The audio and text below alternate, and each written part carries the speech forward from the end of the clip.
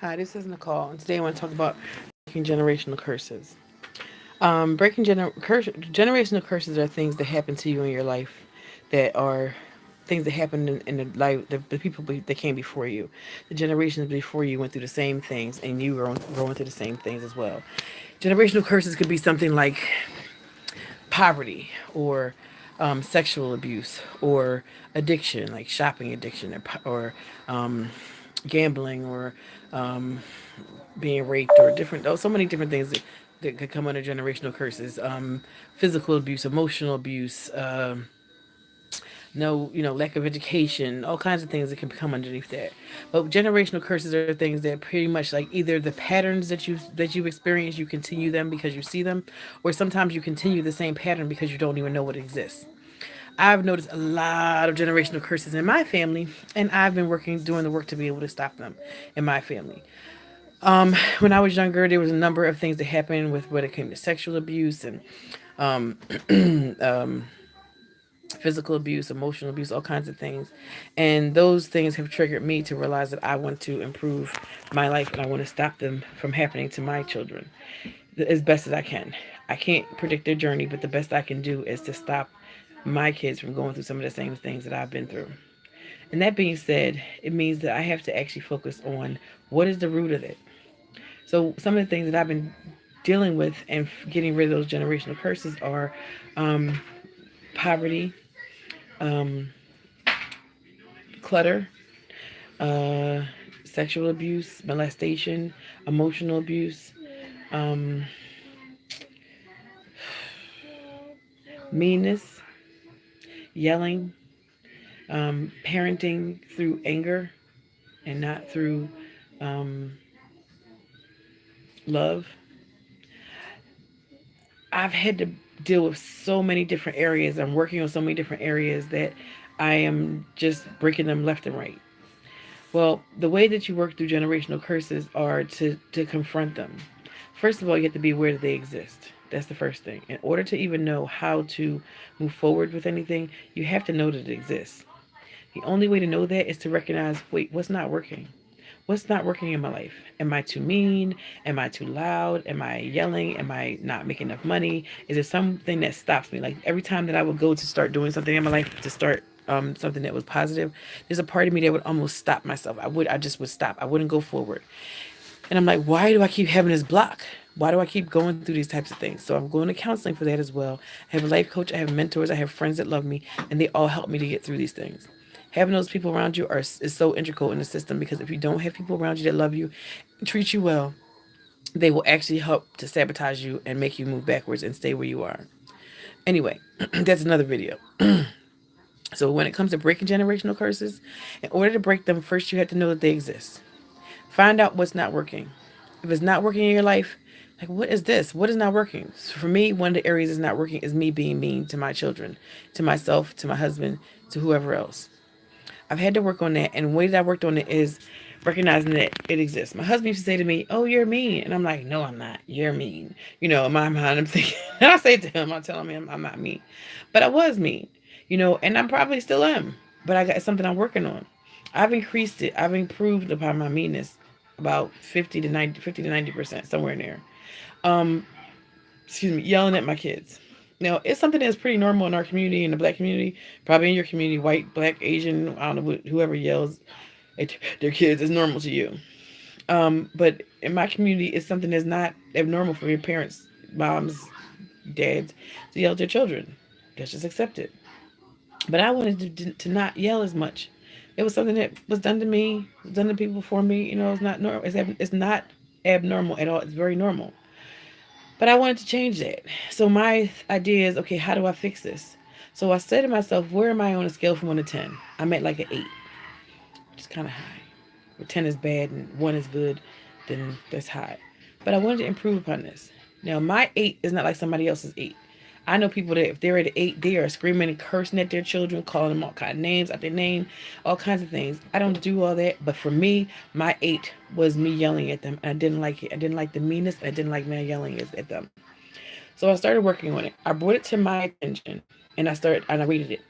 Is it from on a scale of 1 to 10? I'm at an 8. What do I want to get to? I don't know. Maybe a 5. So I started doing the work to get to a 5. Now, I didn't even know I was really doing the work, but I was. I told the kids that, I want them to know to pay attention if mommy yells, and you can bring it to my attention. Um, they might have mentioned it here and there, but I really did my own work to figure out what, realize when I was yelling and start doing some breathing exercises, recognizing, am I yelling at them because of what they're doing? Am I yelling at them because of what I'm experiencing? Sometimes you're yelling at your kids because you are experiencing something that happened to you before. Like one day I walked into the room and my kids had made a tent, and the tent looked exactly like the tent that my family made when I was younger in order to have like basically inappropriate sexual acts. For me, I had to recognize, wait, in this moment, is this about them putting up a tent, or is this about me experiencing something in my past that was not good? So I recognized what it was, and I was able to tell them, oh, what a great tent that is. It's so beautiful. It's so nice. And love them through that process and tell them how nice it was. If my unconscious mind had worked and I had just jumped in and started yelling, oh, take this down, I wanted to rip the tent down. I didn't do that because it wasn't fair to them. They had done the work to make this little tent and they thought it was so wonderful and cute and beautiful, and it was. But it's not their fault that I had an experience that has nothing to do with them. So you got to be aware of your own feelings and actions. Am I yelling at this child because what they're doing is so scary? Like my kids run out into the street. Am I yelling at them because I'm so terrified that they're going to die and the car could be coming? Or am I yelling at them because it's for their safety? Am I yelling at them because I didn't tell you to, I didn't give, like sometimes as parents, we don't give our kids rules and regulations to follow. Is it my fault that I did not tell you to sit on the steps so that you don't run out to the street? If that's my fault, then I can't yell at you. I didn't give you the right rules to be able to follow. But if I did tell you to sit down, to not run out into the street, to I gave you all the stipulations and you still don't do it, then maybe I'm yelling appropriately because I've given you the steps. I told you these are the rules. Sit on the steps until it's time to get in the car, and then when I come over, I'll come pick you up, and then I'll get you in the car and put you in your car seat. Put you in your car seat. But if I didn't, bottom line is that there are times when we are yelling at our kids for appropriate reasons, and there are times we're yelling at our kids for not appropriate reasons because it's our stuff. Am I at fault or are they at fault? So you have to start becoming conscious of the things that you're doing and why you're doing it. That's part of the breaking the generational curse too. You really can't break it until you know why you're doing what you're doing. In order to do that, you have to become aware of your feelings. You have to know what your feelings and your emotions are. When they are numb, which I have been numb for years, you really can't even address any of the real emotions because you're not even feeling them. You're just suppressing them. You're just ignoring them. You're just not dealing with them. So they aren't real. They aren't real to you. So when it comes to breaking generational curses, these are some of the first steps. Recognize what the pattern is, the problem. Start to address it. Start to realize where's the root of it coming from. Know what your feelings and your emotions are. Where what actions are causing you to do these things. Whatever the stem root of it is. So for me, the root of it was my family. My family yelled, they screamed and hollered, which is, is what it is. That's what happened. Now I got to figure out a conscious way to change this. So I start going in, figuring out what I'm doing, why I'm doing it. Now the next step after that is maintaining that. There's a point in which you can choose to ignore the growth that you're gaining. You can't do that. You can't ignore the growth because if you ignore the growth, you're going to revert back. So if I want to if I'm at an 8 for my yelling and I want to get to a 5, when I yell at my kids and they say something to me, because I asked my children, I said, "Can you please tell me if I'm yelling at you? Let me know." Now they're not going to get out of me yelling at them because sometimes I'm going to yell anyway.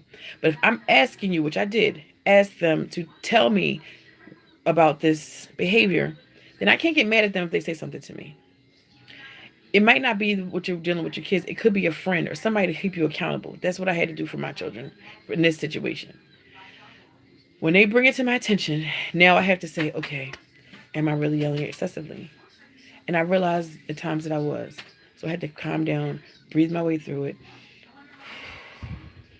assess what's going on, and then say, you know what? Okay, listen, here's what I really need you guys to understand. You're not listening right now, I'm very frustrated. I've asked you 5 times to do the same thing. And if you don't want me to yell at you, I need you to follow instructions like I gave them to you.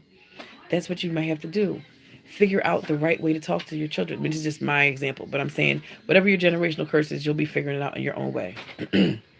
So I think I've worked down to get to about a 5 when it comes to yelling now. Now, I'm not saying there's not times where I bump up to an 8 because there's what's going on and I get mad. I just did it last week. But I am so much better than I was before. Okay? So much better. And now I want to get down to a 2. Because I saw somebody that was at like a 1 or a 2 or a 0 with regards to yelling. And I'm like, whoa, I like the way that she communicates to her kids. And she was from a totally different culture than I was. But I don't care. I like it and I want to get there. So I'm doing more work to get to that point too. To break generational curses, you gotta be patient with yourself, patient with the past, your past, what you've been through, and be okay with a lot of crying and dealing with stuff. So I hope this helps somebody to break your generational curses, be aware of it, bring it up to the surface, let it bubble on up so that you know what it is and you know what's happening. Once you're aware, show that you understand start to do the work to change it. Once you do the work, be accountable to somebody. Once you're accountable, do the maintenance to actually change it. Start to be patient with yourself and kind with yourself, to love yourself through the change. And then finally check yourself and say, where am I now? I think I'm at about a 4 now with my yelling. I'm getting much better with it. And that's just one example of a million that I've actually done the work on breaking generational curses. So hopefully this helps somebody on your journey to success. When it comes to your generational curses, do the work. Because if you don't do the work to change your generational curses, your children, your family will repeat the exact same thing. So I hope this helps someone on your journey to success. Bye.